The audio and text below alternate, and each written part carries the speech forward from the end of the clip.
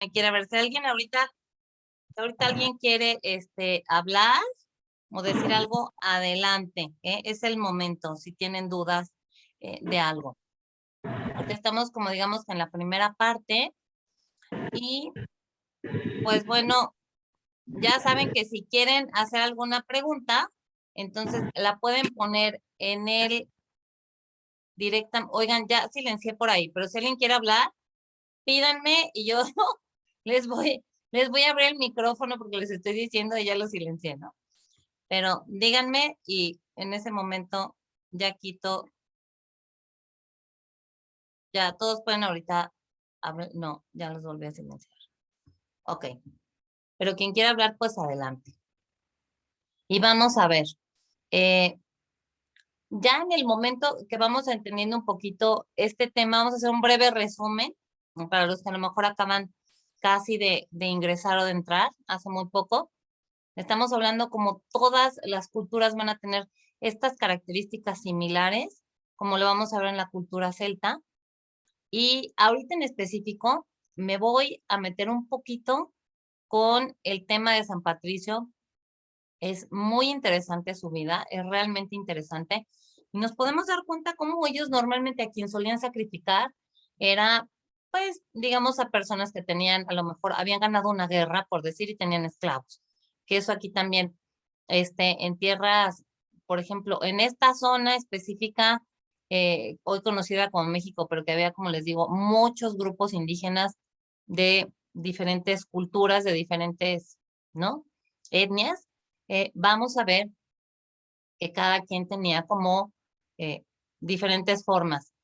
Aquí, en el caso de los celtas, que era muy similar, es cuando ellos tenían a lo mejor algunos prisioneros, a ellos eran los que usaban para los sacrificios humanos y normalmente los animales. Entonces vamos a ver que el sacrificio animal para agradar a los dioses va a ser muy similar como lo vamos a ver a lo largo de todo el Antiguo Testamento, ya cuando Abraham es llamado por Dios.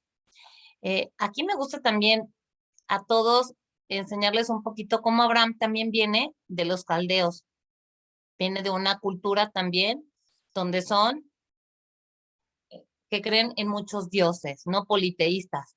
Entonces, él, de las cosas que él hace cuando se retira, cuando se despide, digamos, de su papá, él reconoce que le está hablando a alguien, ya reconoce como soy yo, en ningún momento le dice soy Dios, le dice yo soy el que soy. Es así como se presenta Dios con él, porque entre otras cosas, cuando nosotros mencionamos un nombre, para aquellos que están ahí un poquito familiarizados con el tema de exorcismos, en el momento que el sacerdote que está exorcizando tiene el nombre del demonio, eso significa que tienen autoridad, se puede tener autoridad sobre el demonio, ¿no? Que se tiene en ese momento. La forma en la que nosotros hoy le decimos Dios y Él se presenta, yo soy el que soy, no nos da su nombre, de alguna forma Dios marca esa jerarquía y nos dice, el que está hasta arriba de todo soy yo, y de alguna forma es parte por la que no sabemos su nombre.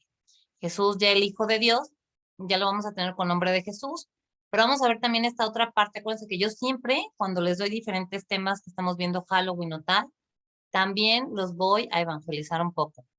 Vamos a ver a Jesús que él nunca se va a presentar como yo soy Jesús de Nazaret. Vamos a ver que él se va a presentar exactamente igual que Dios en el Antiguo Testamento. Él va a decir siempre yo soy. Inclusive cuando lo van a apreciar dicen, ¿dónde está Jesús de Nazaret? Él se va a levantar y va a decir yo soy. Entonces, empezamos a entender estas cosas que a mí me gusta dejárselas en claro y compartírselas para poder ir entendiendo un poco más sobre nuestra religión, que es en parte por lo que estamos aquí, ¿no? Si hoy estamos aquí juntos es porque nos ha faltado mucha evangelización. Entonces, vamos a ver aquí, por ejemplo, uno de los dioses que eran muy importantes para la cultura celta, y vamos a ver al dios Taranis, ¿no? Y fíjense un poquito cómo estos dioses, qué características tienen, que atemorizan. ¿Qué diferencia total con nuestro dios de la actualidad? Pues también por eso vamos a poder entender un poquito porque esta fiesta tenía como un poco el lado salvaje. Vamos a ver a varios dioses. Y se los quiero enseñar porque, por ejemplo, en el tema también de los demonios, podemos ver en el momento a los que nos ha tocado a lo mejor asistir en lugares en donde se hacen exorcismos o hay liberaciones, vamos a ver a personas que hacen sonidos de animales. Y a mí esto siempre me ha llamado mucho la atención, cómo hay mezcla de animales cuando a veces tenemos a estos famosos dioses paganos, ¿no? Tienen como estas características un poquito animalescas, ¿no? Como podemos ver estos cuernos. Ah, Claudia, el demonio. Bueno, podemos ver a cabras con esos cuernos, ¿no? Podemos ver a animales, ¿no? El lobo, por ejemplo, lo podemos ver así. Los disfraces en estas épocas, cuando ellos tenían este tipo de fiestas, eran de este tipo. O sea, ellos no hacían disfraces como en la actualidad de monstruos y tal. Cuando muchos ellos sí tenían animales, entonces lo que ellos hacían era con las pieles y con las cabezas del animal, se los ponían encima. Esta era una manera de disfrazarse. Y esta práctica realmente no se radicó 100%. ¿No? Esto es importante saberlo. Como estamos hablando de más o menos el siglo XV, siglo XVI, ya había una fuerte evangelización en estas tierras y digamos que había como una pugna entre protestantes, que digamos que en muchas de estas tierras, sobre todo en todo lo que es el Reino Unido, vamos a ver Gales y todas estas tierras, estas islitas, estas partes de Tierra Unidas, Irlanda, todo esto, cómo en todos ellos vamos a ver que el protestantismo ganó, ¿no? Ahí tuvimos a Martín Lutero, a Calvino, y ellos se encargaron un poquito de la iglesia luterana, de la iglesia anglicana, que es la que es hoy en la actualidad, por ejemplo, de la corona, ahorita tan conocida y tan famosa, porque está ahora el rey Carlos III. Entonces, vamos a ver cómo allí hay una fuerte práctica cristiana, no vamos a decir cristocéntrica, aunque fuera protestante. Vamos a ver cómo terminamos en Halloween. Si ya hablamos un poquito de los celtas y el tiempo se nos está yendo largo, yo después les voy a poder avanzar un poquito más, pero para poderles dar la información en global y no cansarlos y después podernos ir al Día de los Fieles Difuntos, vamos a decir cómo entonces terminamos con el nombre de Halloween. Como ya les había dicho, a quienes no pudieron de alguna forma, fue muy rápido lo que les expliqué, aquí lo pueden escribir. Fíjense que aquí está ahorita puesto en la pantalla Halloween y en la contracción a la frase del inglés es All Hallows Eve, es previo, vísperas. La mayoría de los católicos que somos muy practicantes vamos a saber que las vísperas son muy importantes. Las vísperas nos están preparando para una gran fiesta, una gran fiesta. No todas las fiestas tienen vísperas, esto es bien importante saberlo. Entonces, ¿qué fue lo que pasó en el momento que se cristianizaron estas zonas en la cultura celta? En donde se dieron cuenta los sacerdotes que fueron a evangelizar, ¿no? Todas estas zonas, digamos que directo de Roma vienen, empiezan a evangelizar. Dicen, híjole, ay, ¿qué hacemos pues con esta fiesta, no? En donde se invoca, Dios claramente prohíbe la adivinación. Ellos no solo adivinaban, sino que abrían puertas, hacían una invocación. El tema de tener estas calabazas o nabos muy bien labrados, poner una vela en medio, esto es lo que le da como el aspecto muy fantasmagórico, atemorizante, en donde a la gente le causaba temor y un poquito también era con la idea de irles marcando el camino a sus muertos para que lo pudieran seguir. Esto es algo similar como lo que podemos ver en la cultura mexicana, ¿no? Que fue así un poquito como, es de lo que vamos a hablar un poquito ahorita en el Día de los Fieles Difuntos, cómo se hace ese sincretismo que también se hace en la cultura celta en todos estos países anglosajones. Entonces, vamos a ir viendo cómo normalmente ellos en las casas sacaban a estas pues calaveras o calabazas de alguna forma para que todos los espíritus, ellos en el momento que ven mucha oscuridad, también sentían el temor de que todo estaba libre, lo bueno y lo malo a nivel espiritual estaba abierto y podía llegar a sus casas. sea, era una forma de protección y como una forma también de acompañar. Sacaban sus calabazas con los nabos, los ponían afuera de sus casas, ellos de alguna forma estaban protegidos y ahí estaban de alguna manera como, digamos que participando del ritual. Otra de las prácticas que yo por más que he investigado, yo me he dado mucho la tarea de tratar de ver el origen de los dulces, ¿no? Porque vemos, hagan esta pregunta a todos los pequeñitos que vean disfrazados, aunque no los van a evangelizar, ¿no? Ahorita vamos a ver que tengo una campaña, a ver si lo hacemos. Y se los voy a poner de tarea y nos salimos todos a la calle, esa va a ser nuestra tarea para hacerlo hoy, mañana y pasado en estos días que son normalmente cuando la gente se disfraza en estas fechas. Yo les voy a dar un Word muy chiquito con lo básico de qué es el Halloween y poderle explicar a personas en breve por medio de una hoja de Word. Quienes puedan imprimir está bien, quienes no puedan no importa. Quienes pueden hacer aunque sea 2 papeles a mano y tengan por ahí un cuaderno y lo copien a mano está perfecto. Y yo normalmente este tipo de cosas las he hecho y me han funcionado.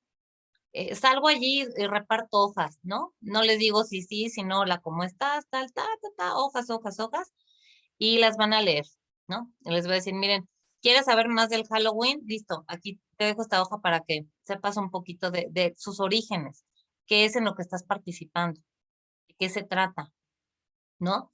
Porque se hacen invocaciones. Normalmente la gente hoy en día promedio, sí hay muchas personas que le tienen miedo, por ejemplo, a jugar Ouija. No rezan, no nada, pero le tienen miedo al juego de la tabla Ouija. Entonces, justamente podemos aprovechar este conocimiento y este temor de no querer abrir puertas para decir, sí estás abriendo puertas, si lo estás celebrando, ¿no? Y además, como va en aumento, ahorita justamente tuve una plática muy, muy agradable con alguien que también nos acompaña en los grupos, y ella me dice, mira, Claudia, fíjate que mi mamá venía de Querétaro. Eh, yo estoy en Chiapas. A ver si no lo digo mal porque luego tengo muy mala memoria. Campeche, ay no, y al rato me van a reclamar, pero acuérdense que yo tengo muy mala memoria en ese aspecto. Y me dice, y mira, ve, y me empieza a enseñar cómo tenía ella, de alguna forma, sí, la costumbre, más o menos estamos hablando casi del inicio de los 70s, de tener ya los disfraces. Yo realmente en mi experiencia, que esto se los quiero decir, yo nunca tuve fiestas, no habían fiestas, únicamente yo veía a los niños más sencillos, que ahorita se los voy a compartir un poquito con lo que pasa aquí en América, cuando se empiezan a venir, digamos, ya los grupos de estas personas evangelizadas, ¿no? Cristianizadas, a empezar a colonizar América del Norte. ¿Qué empieza a pasar con todos estos grupos? A mí me tocó, en mi experiencia de niña, ver a niños sencillos que llegaban y tenían una calabaza de plástico, tocaban mi casa y decían, no me da mi calaverita, ¿no? Esta era como la costumbre aquí en la Ciudad de México, al menos por mi zona, y lo que nosotros teníamos eran dulces. Yo me acuerdo que yo no sabía que era el Halloween, no tenía la menor idea de qué era. No sabía por qué esos niños nos pedían dulces. Yo no comía dulces especiales en esas épocas, ni tenía yo fiestas en donde a mí me podían repartir dulces, ¿no? De diferentes lugares para que yo me los comiera. Entonces, para mí esto era extraño y lo que les voy a platicar ya lo voy a enlazar con esta otra parte de cuando ya se vienen a colonizar aquí América del Norte. Me acuerdo que en tiempos en donde nosotros no queríamos abrir la puerta, esto no solo son, esto lo viví, ¿no? Que por ahí los que están en los grupos de New Age se los escribí o lo grabé en audio, no me acuerdo.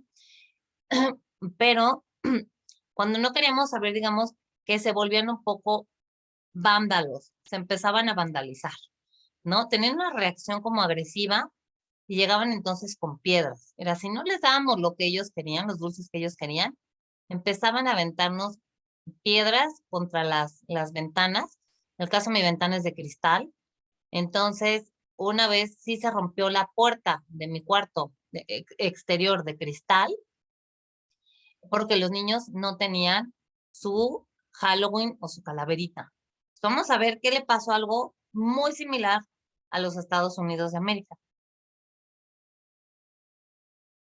Y vamos a ver que en el momento que se evangelizan, ahora sí, ya vamos a ver cómo estos grupos en años recientes ya nos vamos a venir a los años del 1700, 1800, empiezan a venir muchos grupos ya muy evangelizados a tierras americanas. Y vamos a ver que de ellos había fuertes grupos llamados puritanos.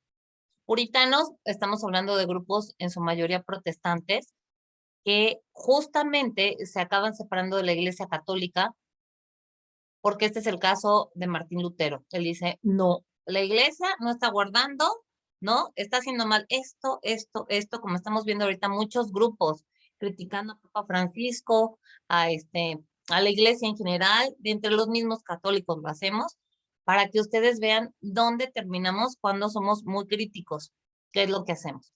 Empezaron a ver, no, la Iglesia Católica no está siendo ya inspirada más por el Espíritu Santo, está metiendo el pie en esto. Y Martín Lutero, que pudo haber sido un gran santo, yo esto es lo que digo cada vez que veo su historia, me impresiona. Y en el momento, Dios siempre prueba a sus justos. En el momento que le toca a Martín Lutero ser probado, lo que él hace es, se rebela contra Dios, ¿no? En el momento en el que la iglesia lo quiere castigar porque lo ven rebelde, que le toca a Padre Pío, a diferentes santos, Dios los prueba así. El santo se va a distinguir por su obediencia y su sumisión a la iglesia. Esto es algo muy clave. Ahorita que ven diferentes grupos que los quieren jalar de, mira, Papa Francisco, mira Bergoglio, mira, ustedes pongan oídos sordos y digan, ay, Claudia ya me platicó cómo fue Padre Pío con estigmas y con unos regalos de Dios impresionantes, y él nunca se separó. Para mí, un gran santo, ¿qué lo va a caracterizar? La docilidad y la obediencia. Entonces, bueno, en este caso vamos a ver cómo tenemos a cómo vamos a tener en este caso, alguien por aquí se me anda escapando, pero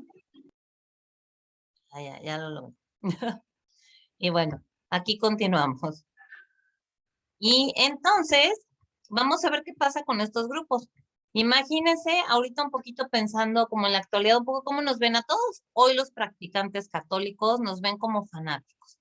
Entonces digamos que en este grupo que se vienen a tierras americanas, este grupo digamos pues ya en esa época ya no eran conocidos como celtas, sino galeses, tal, dependiendo de la tierra en la que vivían, irlandeses, del Reino Unido, ¿no? Eh, de diferentes lugares, ya no eran los celtas, ya estamos hablando de otros tiempos. Entonces vienen a estas tierras norteamericanas y vamos a ver a los grupos protestantes, pero muy cristianizados, cristocéntricos, en donde todavía se siguen practicando algunas de estas fiestas, algunas. Entonces, ¿qué es lo que hacen estos grupos para empezar como a apoyar a que los que todavía siguen como muy enamorados del Samhain, ¿no?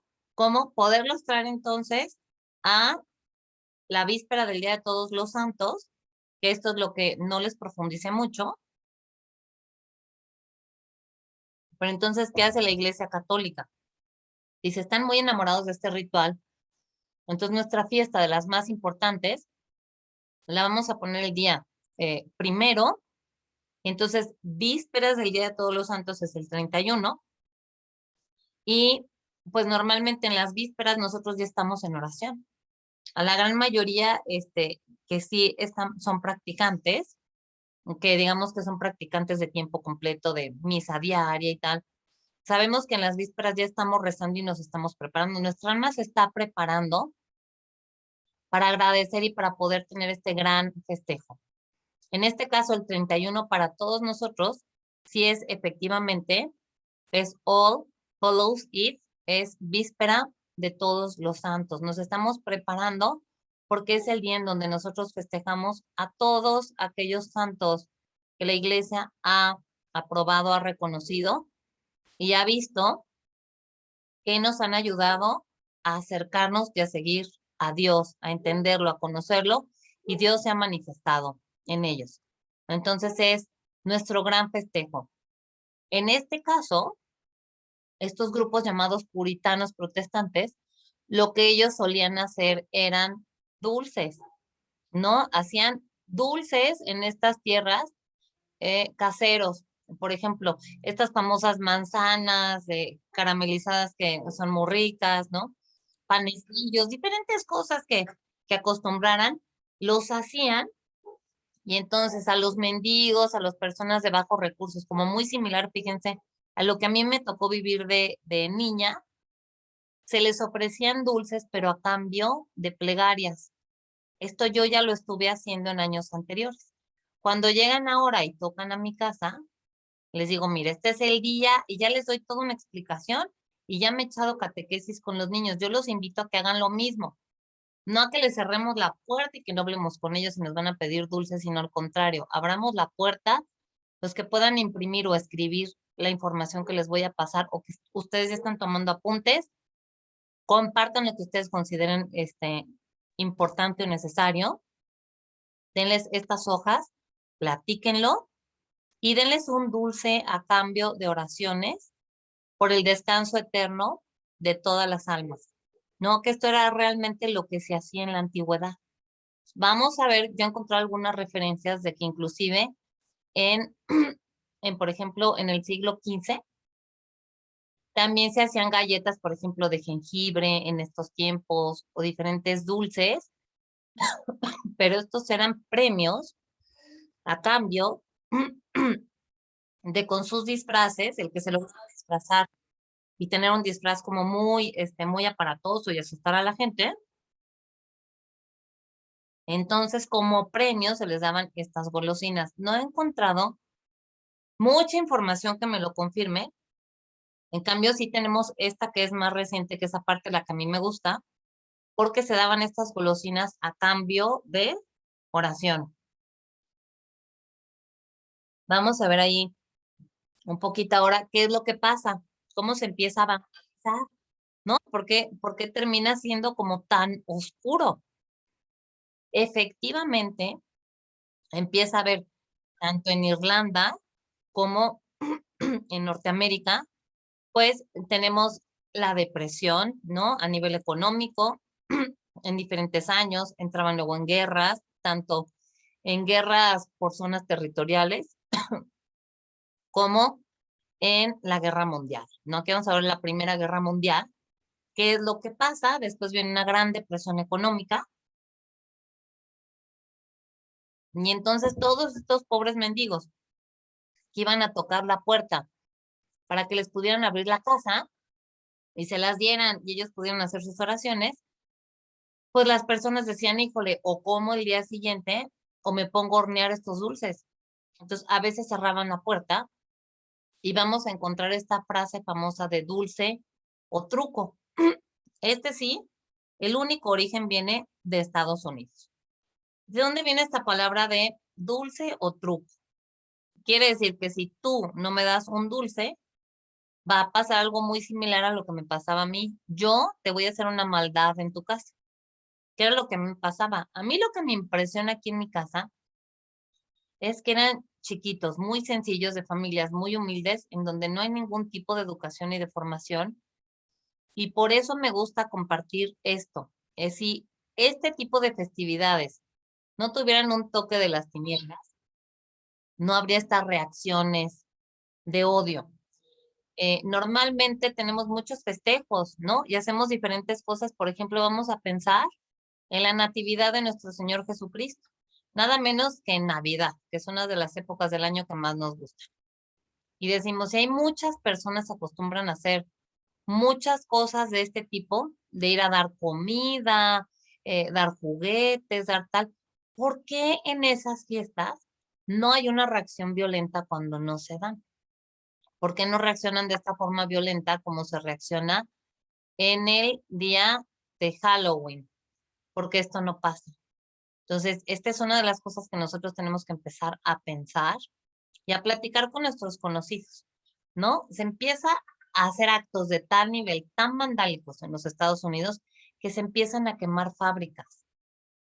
Con esto también se empieza a mezclar un poquito como la muerte. Empiezan a haber muchos muertos en las guerras, se empiezan a poner un poco tristes y entonces es como si casi que recobraran fuerzas estas fiestas antiguas y renacieran como nos está ocurriendo ahorita en la actualidad.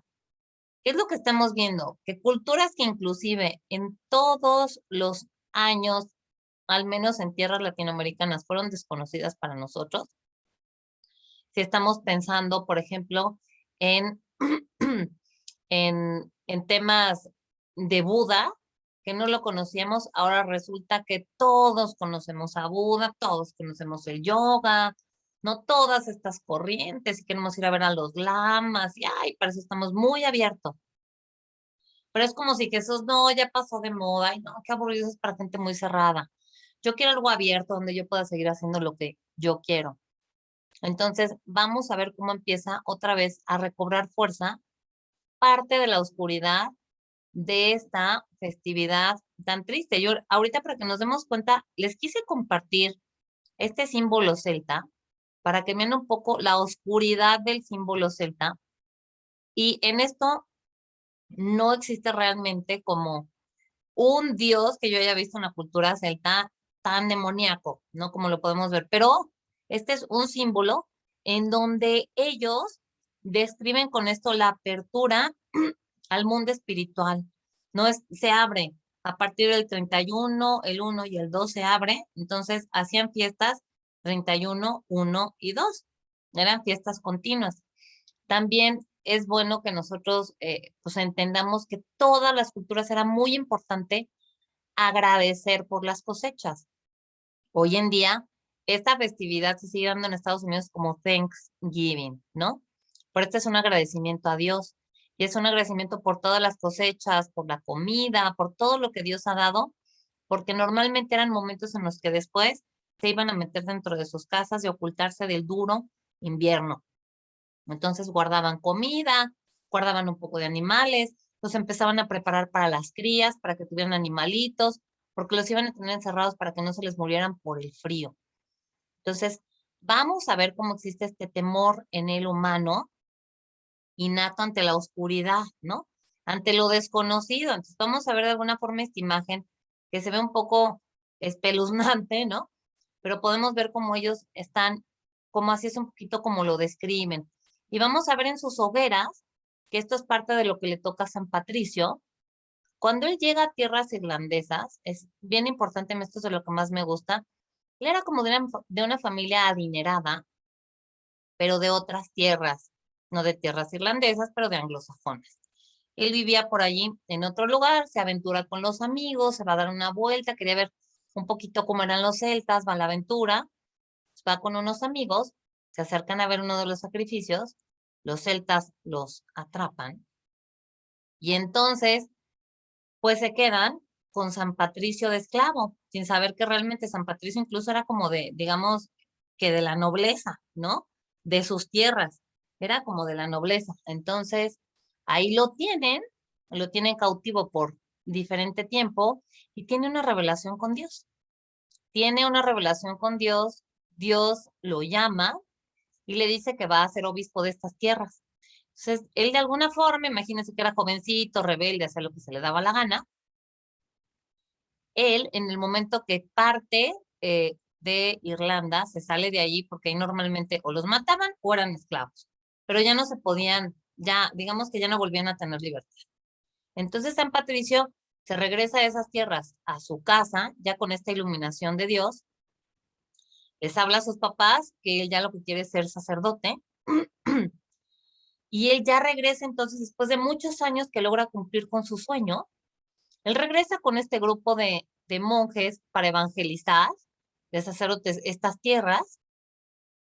Y lo que vamos a ver característico en cuanto él pisa esta tierra y busquen en historias bien interesante ver cómo Irlanda es el único país en el mundo donde no hay animales venenosos de ningún tipo. Una de las señales que da Dios cuando él pisa estas tierras es desaparecer todo animal venenoso, ¿no? serpientes, arañas, tal, se van de allí y entonces dejan la tierra irlandesa. De alguna forma Dios tiene marcada esa tierra como pocas en el mundo, ¿no? Llama mucho la atención. Y él de las cosas que él ve es como estos druidas de los que estamos hablando, que sean estas grandes hogueras, de repente podían hacer invocaciones, como les toca también a San Pablo ser testigos, por ejemplo, del mago Simón, que lo tenemos en Hechos de los Apóstoles. Ahí, a los que no están aquí, en grupos de evangelización en donde yo estoy, díganme porque luego les voy a mandar links, que ahí es donde normalmente les explico de todo esto de lo que les estoy hablando ahorita, de más a profundidad y de más temas. Entonces, vamos a ver aquí cómo el mago Simón efectivamente hace algunas cosas que llaman la atención de toda la gente. O sea, cuando es mago es porque hacía cosas sobrenaturales de que muchas personas eran testigos y por eso lo seguían. En el momento en el que, por ejemplo, San Pablo ve a una mujer que adivina el futuro, que era una esclava en un pueblo hoy conocido pues como Italia, es Filipos, vamos a ver a la divina de Filipos, cómo en ese momento voltea a San Pablo y dice, espíritu de adivinación, sal de esta mujer. Ella cae al piso, así como se caen las personas en el Espíritu Santo para los que ahí están familiarizados con cosas carismáticas, y esta mujer no vuelve a adivinar nada. ¿Qué pasaba con los celtas y con todas las personas que hoy estén con cosas de adivinación? Que hay algo caído que nos está soplando cosas que Dios quiere que permanezcan en la incertidumbre. Yo les digo que gran parte de la cultura que podemos ver pagana tiene que ver con querer ver lo que va a pasar, si van a ganar o no van a ganar una conquista, si van a tener buenas cosechas, qué va a pasar con el resto, ¿no? De experiencias que les va a tocar vivir. Y entonces nos vamos a dar cuenta que este mundo va a hacer que tengan esas puertas abiertas justamente con las tinieblas. Entonces, ¿qué viene a hacer Jesús con todos los llamados por él, incluido San Patricio, en tierras de Irlanda, tierra de los celtas? Pues va justamente a evangelizar y a cerrar esas grandes puertas abiertas. Pues más o menos lo mismo que le toca hacer a San Pablo con el mago Simón. El mago Simón ve lo que podían hacer los apóstoles. Inmediatamente dice, no, ya no quiero ser mago, yo lo que quiero son estos poderes. Entonces le pide, esto me parece que es a San Pedro. Le dice, por favor, imponme las manos a mí también. Yo quiero tener todos esos poderes que tienes tú. Estos están hechos de los apóstoles para que vean qué interesante es. Y luego ni nos enteramos. Se voltea a San Pedro y le dice, no, a ti únicamente como, digamos, tu alma está siendo oscura y tú lo que quieres es un fin económico, llamar a personas, no te interesa evangelizar. Entonces, a ti no se te van a imponer las manos. Fíjense, él es testigo de esto. A las pocas, hay muy pocas personas a las que se les niega la conversión como tal, o que sean más apóstoles y que lo sigan. En este caso tenemos un mago, como tenemos aquí a sacerdotes druidas, en donde también se va a enfrentar San Patricio con ellos. Y van a empezar a hacer así también cosas eh, en tierras irlandesas para impresionar a los celtas y que lo siguieran. Y San Patricio empieza a invocar al Espíritu Santo y continuamente va a suceder una cosa tras otra. Le va a pasar algo muy similar que lo que vivió el profeta Daniel, que pasa a través del fuego y no le pasa absolutamente nada. Esto le pasa a San Patricio junto con su apóstol, pasa a través del fuego y no le pasa absolutamente nada. Entonces las personas, esto es lo que logra las grandes conversiones. No se trata de personas a las que les lavaron el cerebro, como ahorita a mí me impresiona que haya tantas personas tan cultas, ¿no? Que leen miles de libros y tal, y que aseguran que nos lavaron el cerebro y que por eso hoy nosotros creemos en Dios. Basta hacer un poco de investigación y hasta irnos hoy en día a conocer a nuestros apóstoles de la actualidad que son sacerdotes en comunidades que practican hoy exorcismos, ver con un fin de semana, con un retiro, nos basta para ver la actividad demoníaca y ver la fuerza del Espíritu Santo. Nos basta con eso. O a veces estar aquí reunidos, invocar al Espíritu Santo y decirle, desciende en todos nosotros y todo aquello oscuro que esté en nosotros, Señor, quítalo, llámanos para servirte, para darnos cuenta que Él sigue aquí. ¿Qué creen? Que tristemente, efectivamente, no sé por qué ayer no se me actualizó. Yo normalmente doy lectio, entonces doy lectios hasta de 3 horas y nunca se me apagan. Pero ayer no me quiso actualizar, lo hice ya muy tarde, no me lo quiso actualizar. Entonces, en 3 minutos otra vez vamos a tener que volver a entrar.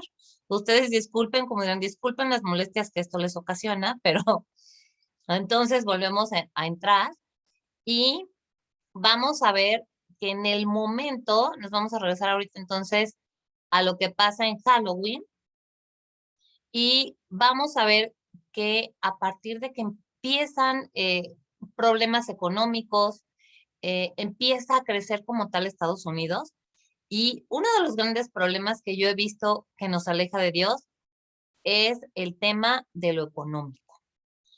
Y me vas a decir, oye, Claudia, pero pues, ¿cómo? Sí, al nivel en el que empiezan a crecer fábricas, nos empezamos a volver más ricos, ya las cosas no son tan hogareñas, marcas, la mercadotecnia en la que yo estuve tan metida tantos años, eh, que normalmente yo lo que hice muchos años, para que ustedes entiendan, y por qué el Halloween ha tomado tanta fuerza, normalmente en lo que yo me dedicaba era, yo quiero conocer a mi cliente para saber qué palabras le tengo que decir o qué es lo que tengo que hacer para que me compre más. Entonces, por favor, quiero conocerlo, quiero saber cómo es, cómo piensa, sus gustos, cómo le tengo que hablar y qué es lo que le tengo que ofrecer para que me compre más. ¿Qué es lo que nos lleva justamente al Halloween actual? Digamos que este ya es un Halloween eh, con muchos toques de sincretismo, es una gran revoltura, desde el nombre. Bendito sea Dios que el nombre es santo, entonces quiere decir que todavía podemos hacer algo nosotros. Si nosotros le decimos a la gente, tú sabes que esto significa contracción del Día de Todos los Santos, es ¿qué? ¿Y por qué estás vestido de monstruo? ¿Qué tiene que ver con esto?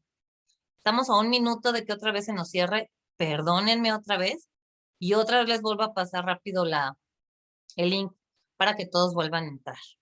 Ya vamos más o menos como bastante avanzados en nuestra plática y vamos a ver entonces.